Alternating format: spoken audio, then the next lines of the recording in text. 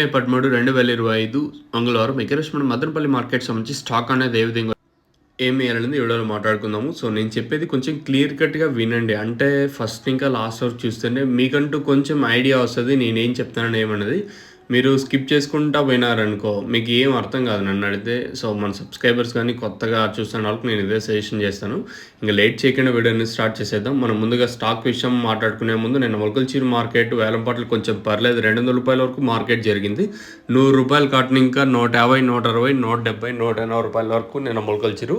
కేవలం 1-2 లాట్లు మాత్రం రూ. 200 వరకు అయితే నేనైతే మొలకల్చూరు మార్కెట్ అయితే జరిగింది. ఇంకా ఈరోజు మన మదనపల్లి మార్కెట్ స్టాక్ విషయం మాట్లాడుకుంటే జీపీఆర్ అలాగే పీవీఎస్ మండి లైన్లో ఈ లైన్లో దిగుమతి పెరిగింది. ఈరోజు వచ్చేసి ఓవరాల్గా మార్కెట్ మొత్తం తీసుకుంటే దిగుమతి పెరిగింది.